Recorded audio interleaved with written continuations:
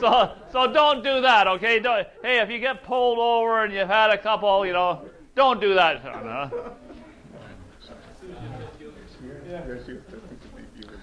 Are you good answer? Okay, we're on page 316. Got to have fun in life, right? I have a theory. If you're not having fun, why are you doing it? Life's too short to be miserable. Life's too short to go through it whining and complaining. You might as well have fun. Agreed?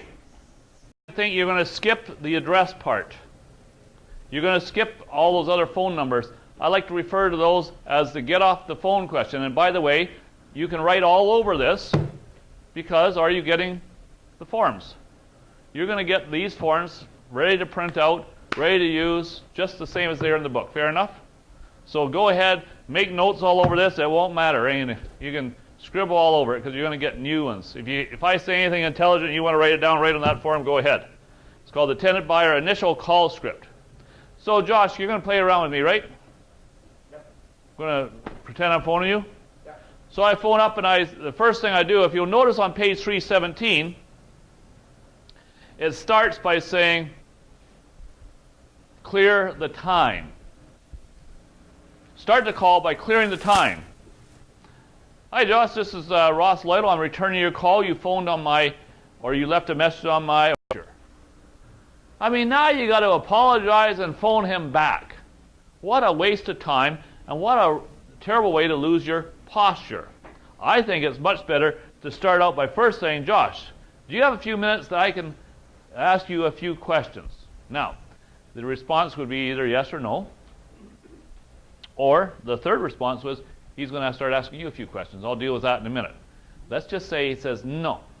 Now, you don't say to him, well, why don't you take down my number and call me back? Because he will never call you back. Don't do that. What you got to do is say, okay, Josh, listen, what would be a good time for me to call you back? He might say tomorrow in an hour or whatever. 8 o'clock rolls around. Hey, Josh, Ross, listen, I promised to call you back at 8 o'clock. Do you have a few minutes? I asked you if you guessed. Well, actually, Ross, the finale of American Idol's on. Ew. You've heard of the 3 strikes you're out, haven't you? Well, now I'm about done with this turkey. I'm not going to be phoning him back anymore. Josh, here's the deal. It sounds like you lead a very busy life. And I certainly don't want to be pestering you or interrupting you or anything else. And so what I'd like to do, Josh, is I'd like to leave my number so that you can call me back at your convenience, because I don't want to waste your time, but I bet you can't guess whose time I don't want to waste more. Mine! You got that right, Josh. And I can say that in a nice way so I don't insult them. Right? I don't want to waste my time either. Don't want to waste yours. Doesn't research show that you can actually get a yes on the 7th contact? We actually tried 7 times and you could get a yes. That's just the research that... I think there is such a research out there. But I'm not willing, okay, we're talking about a sale here. I think that's a little different. I'm not going to bother him for 7 times. I know John's not even going to bother him for once. Right? Pretty much has to fall on John's lap or he's not interested. Okay? So, research, you're probably right, Linda. But that's not going to be me. To see if you qualify for our program. I love to use the word qualify. I have to see if you qualify for our program. I mean, why should I tell Josh everything about my program if he doesn't even qualify, right? And then he says, yeah, Ross, I just want to find out how it works. Like I said, Josh, I'll be happy to answer all those questions and I'll explain that. But I think you'd have to agree with me that explaining the whole rent-to-own program to you doesn't make much sense if you don't qualify for the program, right? I don't care how many times you have to use the qualify answer, You keep doing this until he stops asking questions. You keep saying, I have to qualify you first. Use the qualify answer as much as you have to. Do not answer his questions. Here's the exception. If he asks this question, you, in my experience, must answer it.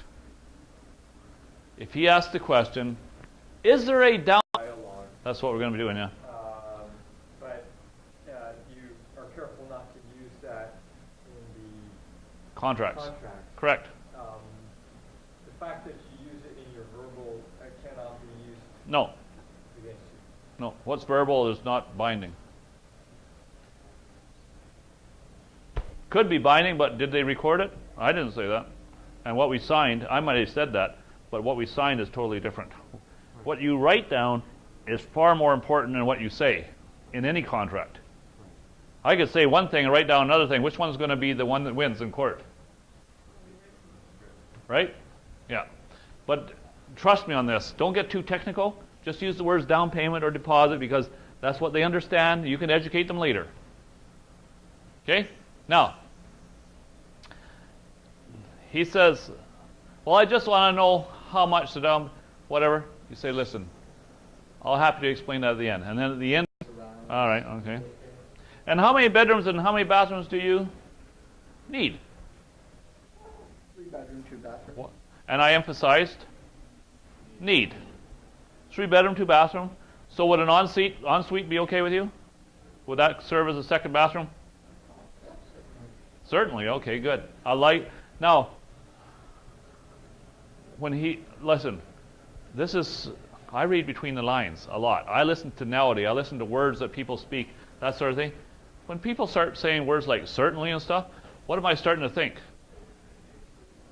Certainly. I'm starting to think a little more educated. It wasn't just, yep, yeah, no. I do yup and no, it doesn't mean that, but when I'm listening to somebody else and the way they respond to me, I can already start to get a mental picture of somebody, right? You know what I'm saying? Read in between the lines. Certainly. John and Susan, I think you're going to love it. You know what? He's going to be really impressed that I remembered their names. Okay? Going to be really impressed. Well, I actually wrote it down. And their pets. Can you say no pets in Ontario? No. You have to let them in. Can you say no pets in Alberta? Can you say no pets in BC? You don't have to let them in. You got pets? If you want to move in my place, shoot the dog. No, it's a good idea to get their names. Oh yeah, we're talking about coming to that later. Okay, now let me ask you, Josh. What else would be important to you in your new home? Like, do you need a garage? Yeah, garage. Well, is that a 1 car or a 2 car? 2-car garage. Do you have 2 cars in the backyard for your 2 Dobermen or whatever, right? Let me ask Sean, how long have you been at your present address? For a year. A year. Okay. And let me ask you, when does your present lease expire?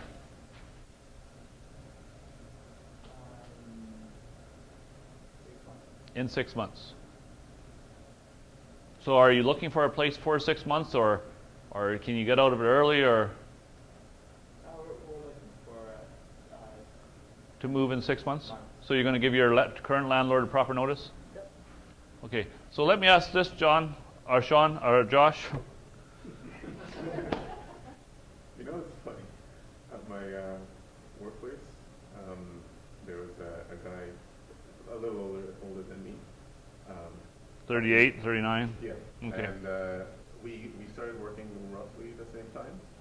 And That person out. So there's really no excuse for he has to move. All right? If you say, well, if he says he has to move, well, why do you have to move? So if he said anything but I don't have to, then I'm going to ask number 10. Andrew and Christine are his previous landlords. If he said he didn't have to move, then I won't even bother asking number 10. Question number 10, I don't care. If he doesn't have to move, he must be good. Right? So I won't even ask number 10. Number 11. Okay, Josh. Oh, and by the way, here's a little tip. You're going to phone some people up, and they're going to have what I refer to as verbal diarrhea. They're going to start telling you all kinds of things. Here's what you do. Whoa, whoa, whoa, whoa, whoa, whoa, Josh. You're going to have this laid out.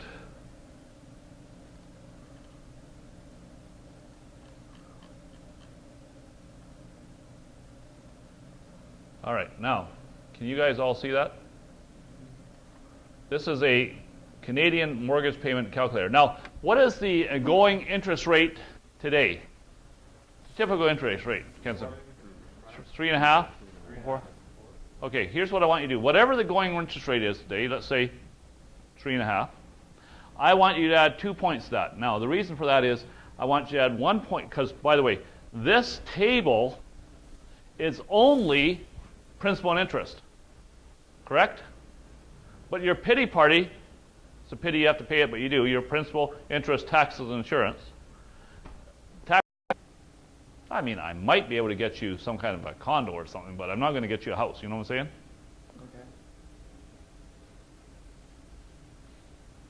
Is that the most you can afford, Josh?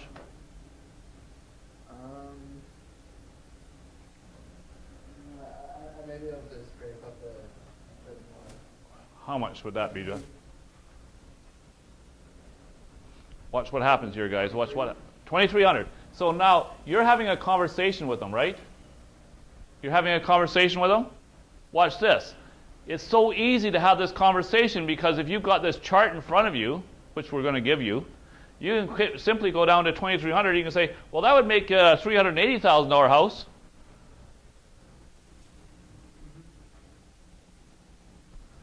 You know, somewhere around 380, 400,000. Okay, maybe I can do that. Let's just assume I could. That's going to be pretty tight, but let's just assume. Decide to choose 25 years or 30 years. No, just trust me. You don't trust me? I told you. You don't have to decide. Just do what I tell you. Okay.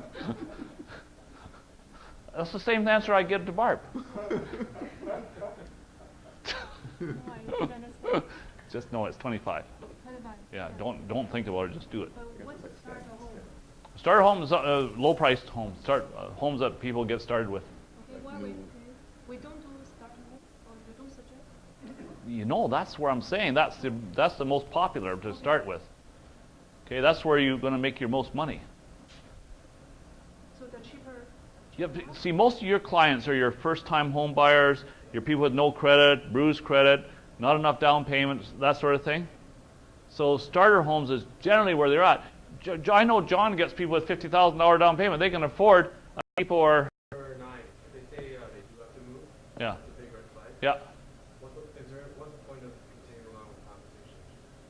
Well, because I can fix them, possibly. Yeah. Right? You can what? Fix them. Yeah, I thought it was like a big no-no there. No. There is sometimes I hang up immediately though. You know, though that situation be like this. At any point during this whole conversation, he mentions the word sue, that he's suing his landlord. But you got to hang up professionally. When you hang up on him, you say, well, what I was talking about. Boom. So it doesn't sound like you just hung up on him, you know, you kind of just disconnected. Disconnected, yeah. Be a professional. What about Be a professional. What? if they call you back? Don't answer it. Okay. Yes, Andrew. Maybe you have things that such as they're renting and the owner, the landlord. What's going on? So I'm using this to qualify, Charles, the statement he just made. And usually I can find out if there's any lying going on here. Okay? Let me ask this, Josh. How much do you have for a down payment on your new home? Question number 14. Now, the answer, if you want to make a note here, the answer to number 14 is 3 times whatever number 12 was. 3 times whatever 12 was, which he said, or did I say 3? 4 times whatever 12 was, sorry. 4 times whatever 12 was, rounded up to the next 1,000. So he said 2,300 times 4 would be $9,200, right? Rounded up to the next 1,000 would be 10 grand, correct? He said the answer to 12 was $2,300, was it not? Everybody say yes. Yes. And then round times 4 was $9,200, correct? And here it is. Is that the most you have for your down payment?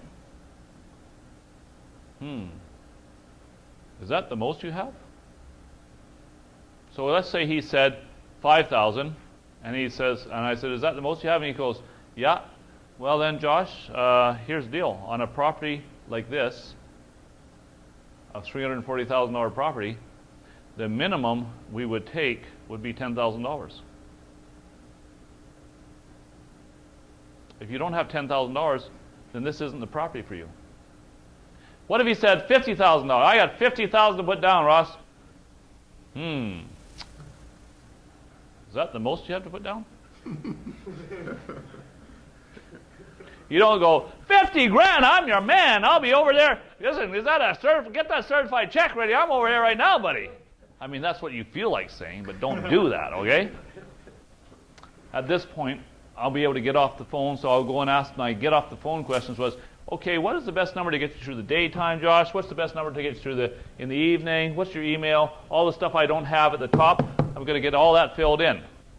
And then just before I get off the phone, Josh, one more thing. It's the PS at the bottom. Oh, one more thing, Josh. Here's the deal. You guys know when you read a letter, you always read the PS first, don't you? I mean, be honest. When you read a letter and there's PS, you go read the PS. You first of all thought it was BS, and you said, oh, it's P. So you went and read that, right? So you get down to the bottom, you read the PS first. This is the PS. Oh, Josh, listen, one more thing. You know when you're driving around and you're looking for a property, you know you're doing that, right? You are doing that, aren't you? And let's say, Josh, that you were driving around and you saw a house that was for sale or a house that was for rent, and you thought, man, I'd like to live there. Does that happen to you? Here's what I want you to do. I want you to pull over. Now, I don't want you to go in and knock. You guys, am I going into too much detail or not enough, or is it just right? Or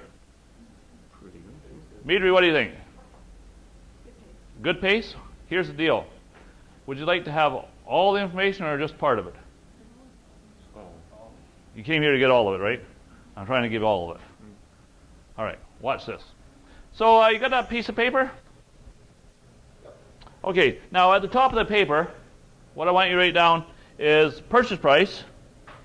Purchase price equals $330,000. Write down purchase price equals $330,000. Do you have that written down, Josh? Purchase price equals $330,000. Yeah. Now, Josh, do you know that when you go to buy this property, after you're going to rent to own it from me, and then when you go to buy it, do you know that you're going to need 5% down? You do? Oh, you are, yeah. How much will you be short? $6,500. Josh, if there was a way that I could come up with that $6,500, would that be a good thing? Yes. That would be a good thing?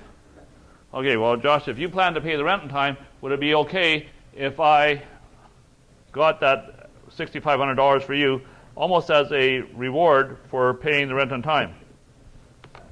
Okay, well, right underneath deposit return, I want you to write down pay rent on time. Pay rent on time.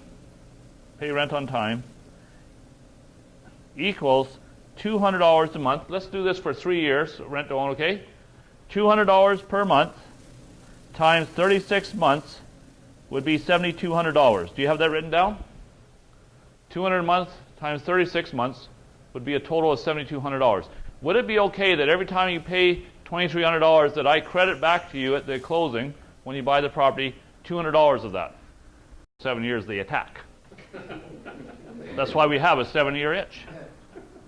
Opposite attract and then the attack.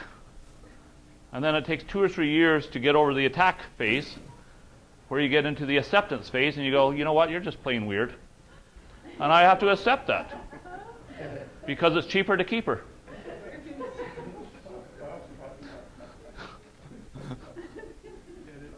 That's the way it works. So now you go to your wife and you go, hey, honey, I just talked to this farmer. He said, if we buy a house for $330,000, that's what we can afford. We put 5% down, that'd be, we need 5% down at 16. If we give him a deposit today of 10 grand, and we can get that from mom, and then we need more money, so if we pay the rent in time, he's going to give us $200 of our rent money back every month. That'd be another $7,200 if we do it over 36 months. That'd be $17,200. I think we should get interested in this. This might work for us. Now, what if he says, what about this and what about that? And he starts asking all kinds of other stupid questions about rent to own. Have the perfect price. Here's the deal, Josh. I don't think you have to look any further. Better write that down. That's good. Seriously. Tell them at the end of the conversation, Josh, I think I have the perfect home for you. I don't think you have to look any further. If you tell them not to look any further, they won't. They're lazy. Seriously. If you tell them, hey, I believe I'm going to have the perfect place for you, I don't think you have to look any further, they won't. That's good. That's gold right there. Yes, Andrew. So that's a little different than your PS. No, same thing. You said, I know, I've not written down. I told you, write it down. There was one of those brilliant moments I just had. Okay? Don't get technical on me there, Andrew. Now I know what happened to Joel. The apple didn't fall too far from the tree, right? Pulling in there every day. They're overfinanced. Your number one source of inventory will be other investors. Okay, locating these suitable properties. You can find them in the houses for rent or the internet and the newspaper. You phone up the houses for rent section. I'm going to show you how to do that in a minute. You can phone up on the internet, on the newspaper. You look for keywords like vacant on page 322. Vacant. What does that mean? That means that investor is losing money on this property every month. They need to rent it to somebody before my wife divorces me. You know what vacant at the future date means? They're kicking their lousy tenant out, and they're going to start lose money on this thing, and they need you phoned because it's costing them an arm and a leg to keep this place. I'm always over there fixing something up after the tenant destroys the place. You know what newly renovated means? It means the tenant just destroyed the place. They had to put a whole truckload of money in there to renovate. You want to put a for rent sign on the lawn or in the window of the property. Yes, Kunzen. Sorry, back to the screening process. So once you screen the potential tenant buyer, Yeah. how do you track, like if you don't have a property, how do you know which ones are eligible? Do that one right now. Do you have a tracking device or do you have a spreadsheet For for all the eligible tenant buyers? Do we have? Yeah, okay. Well, that's actually so I'll answer that right now. You just finished doing all those forms, right? Filling out those forms. So here's what you do. This is the way I do it.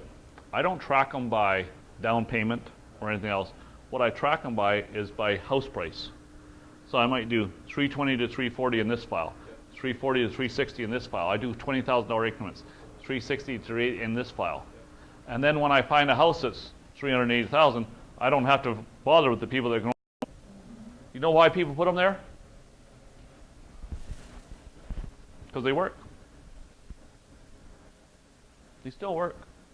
There is some municipalities that putting those signs on, government property is illegal. There is some municipalities that say you can't even put it on the property, on sticks and stuff. So be careful. Know what your municipality will allow. Page 326, same thing. We buy houses fast, any price, any location, any condition. On 327, you have lots of different kinds of ads. I buy or lease your home within 48 hours. Ask for Barb. Need payment assistance. We buy and lease houses. Don't delay. Call today. Ross the boss. What about the one on the lower right-hand corner on the top of page 327? I'll buy your home fast. Here's your immediate solution. Fast closing, instant debt relief. Him at a really good price, and you just saved his butt. Let me ask this: has anybody ever lent their friend money because they really needed it, and then you went back to try and collect it, and they're like mad at you?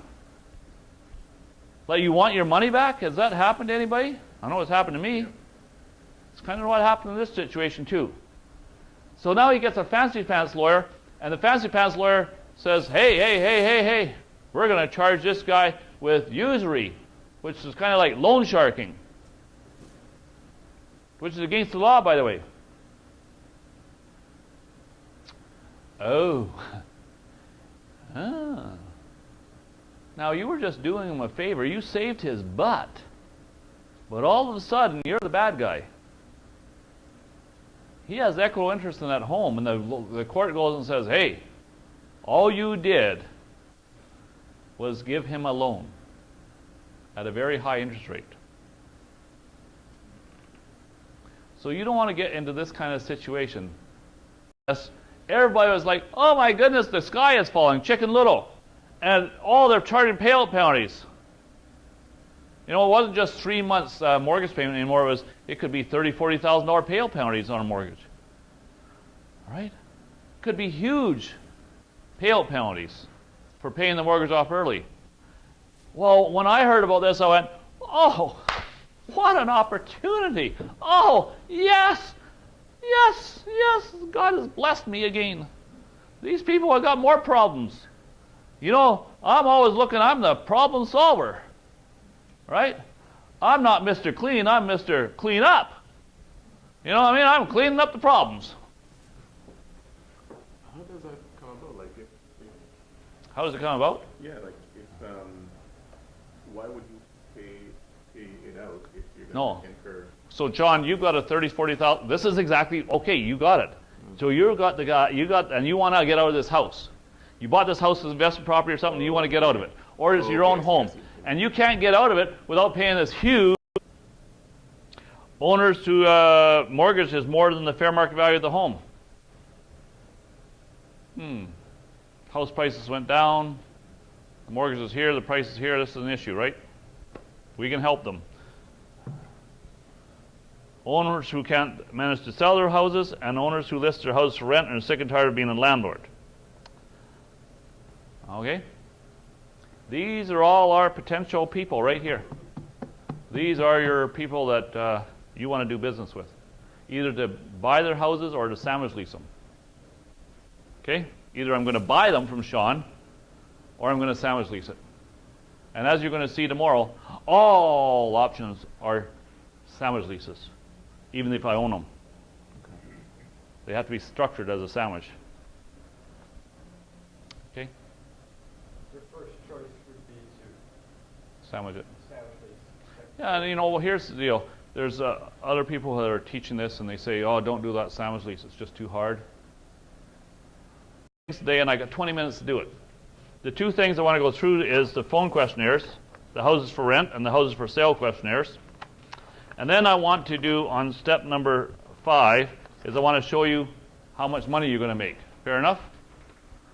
Okay, so let's say I phone Sean up and he has a house that's for rent. Okay? Now, when I phone Sean, I must phone, he's got a house listed for rent, not for sale, for rent, okay? Everybody understand this? He's listing the house for rent. When I phone Sean, I must understand that who he's expecting to phone is a renter, a tenant, right?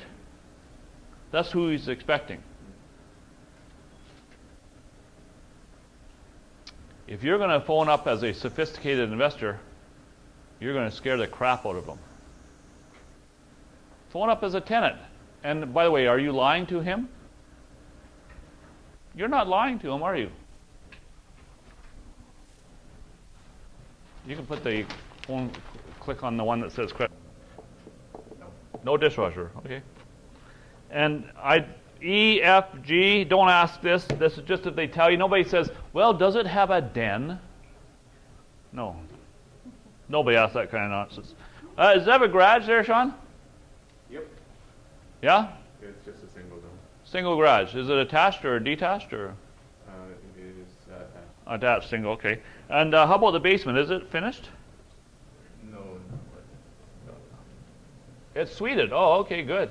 Does it have a separate entrance? Play along with me here. Sure. It does? Does it have a separate entrance? That's good. And is there anybody living in there right now? Right now, there isn't. There isn't. Okay, good. And how much is the rent? Notice I skipped all the way down to 4. How much is the rent? 1,700. And I pay all the tax, right? That sounds nice. Is it like rent to own or something?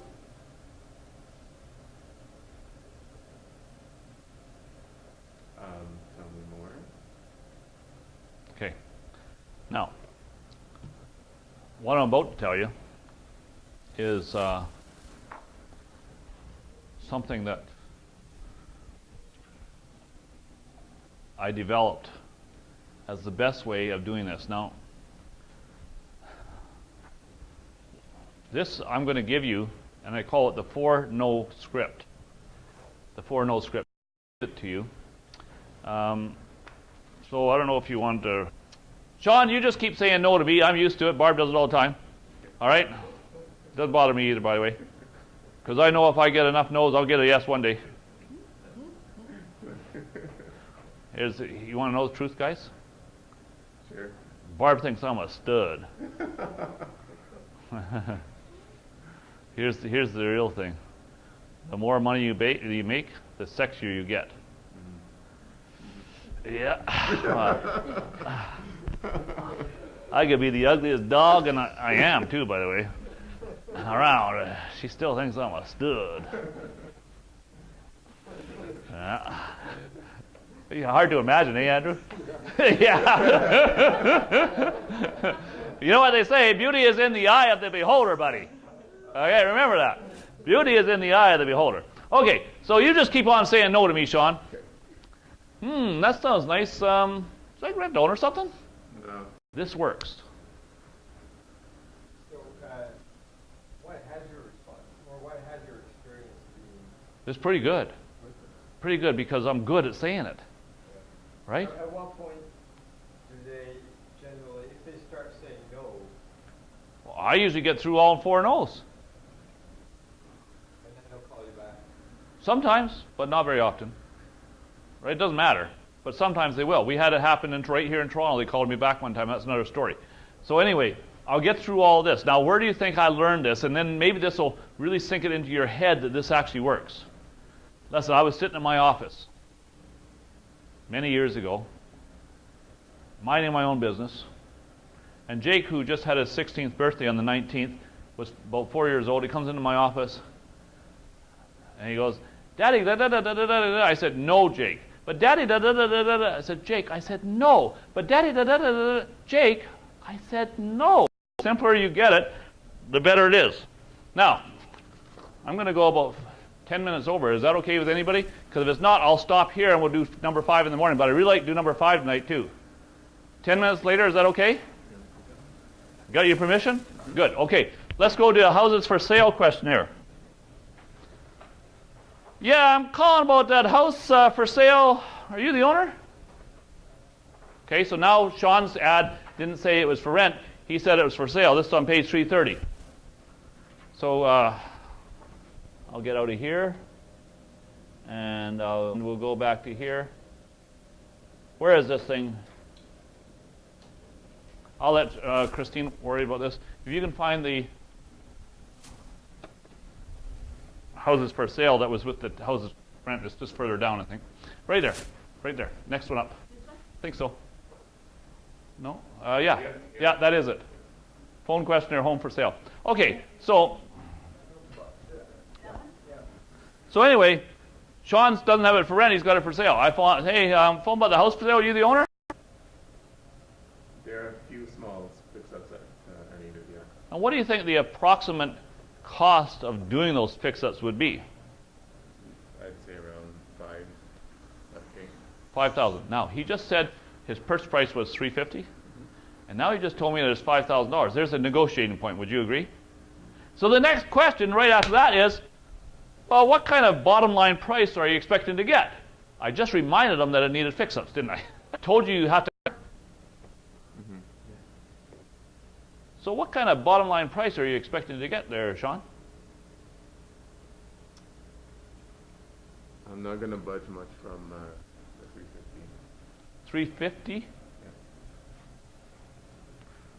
But a little budge might happen. Unlikely. Unlikely for anything. So you must think that's a pretty good price then. Okay, fair enough. Let me ask this then: if I was to ask, if I was to get, give you an all-cash deal with no conditions and a really quick closing, what would be your bottom line? Now, I didn't say it like this. I didn't go, okay, Sean, if I was to give you an all-cash deal, no conditions, a real fast closing, what would be your bottom line? That sounds like your typical used car salesman, right? Not that there's anything wrong with being a used car salesman, but that's how we refer to it sometimes. You got to make it sound like you just thought it up. Sean, if I was to give you an all-cash deal with no conditions and a real fast closing, what would be your bottom line? Now, that's the third time I asked them about price. All right, now, we're going to do this quickly. And all I'm going to do now is I'm going to ask you to trust me, darling. Trust me. Can you trust me? Not with that accent, no. Trust me. Trust me, darling. Not with that accent. Let me give you another accent. Okay? Okay. Sorry. Thank you.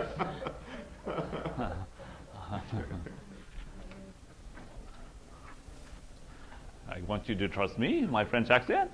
Anybody who has a French accent, you can trust, right? Right? Hey, you trust that? No.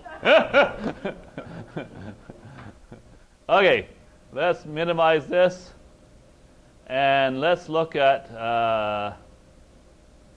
this. Right?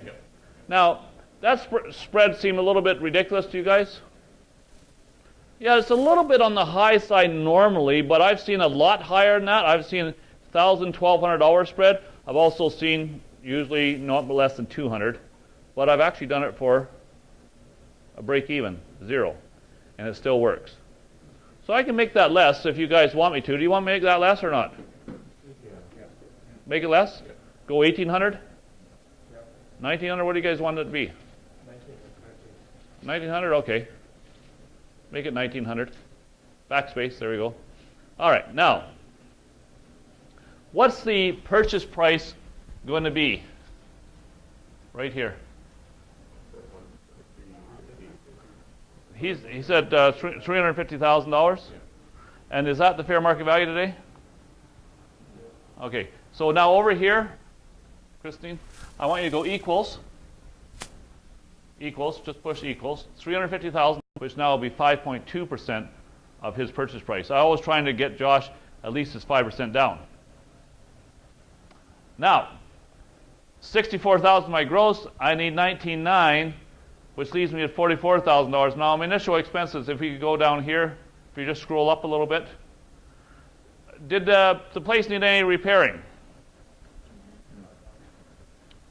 He said 4 or 5 grand. So let's say 4. We'll put $400 contingency in there. Appraisal, do we get it appraised? Probably not right now, but we could. But I think we should get it miscellaneous, put 500 in there. We'll get an inspection done for 400. Yeah? And we're not going to buy it, so we don't have any transfer tax because this is rent, so 0 there. Legal expenses probably have what, about $1,000? Maybe 500 for registering on title. That's an extra $360,000 you're making part-time. Oh, you say, oh, Ross, you don't get it all in this month. I understand. But it's all coming. If you keep doing this, would that be true? What if you only did half of that? You say, Ross, you don't understand. I'm a very lazy person. I'm lucky if I get one done every 2 months.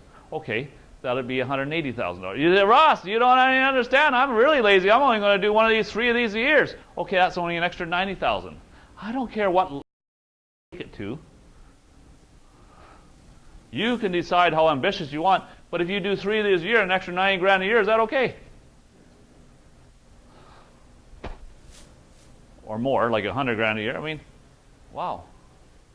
No money down. You don't own it. No, almost zero risk. I mean, what part of this is not good for you guys? And tomorrow, I'm going to explain all of this to you. All I want you to do tonight is just think. Just to Josh, every time he makes the rent payment on time, I'm going to give him $275 a month back every time. But if he doesn't make the rent payment on time, I won't give that to him. Oh, so you just made that up. Well, I didn't quite make it up. I know he needs 253 to be exact to make his 5%. But I rounded it up so he has more than 5% of his purchase price. It actually does. What do you guys think about that? Good morning. Nice haircut. All right. Sorry, can I ask another question? Certainly. It's $1 a question, but It's not about the sheep. The vendor take back. Can you do a vendor take back if there's a current existing mortgage on the property? certainly. No, I understood you could not. hmm Sometimes, I understood if you could do a vendor take back if they're mortgage free on the house, but no, the lenders don't always like you to do a second mortgage. And sometimes they write conditions into the first mortgage that you want to go, just put 7,000 there. I know I wouldn't take 7, but this is just an example. Then down here, it says I need 336, so I'd give them 350 here. But watch what happens to my bottom line. I went from making 35 to 33. The more money you can get up front, he still gets 5.12% down payment. He's still getting his 19.6, but I went from making 35 to 33. The more money I can get up front, the more money I'm going to make, because the less money I have to give him. And I don't have to give him any of that. I can let him say, well, you come up, I'll give you 4%, you come up with the other 1%. But I'm generally trying to get him his 5% down, because my goal here is to get Josh into home ownership. I don't want to scam him. I'm trying to get him in. so usually work out to a rough idea how much they need to come up with at the initial, like would it be 4% of their... No, some people do that. So go back to 10. Can you make that? You know, when I went to the Home Depot, now I don't know if anybody works there or not, but it's such a big place. I mean, you know, you can get lost in it. They sell hot dogs on the way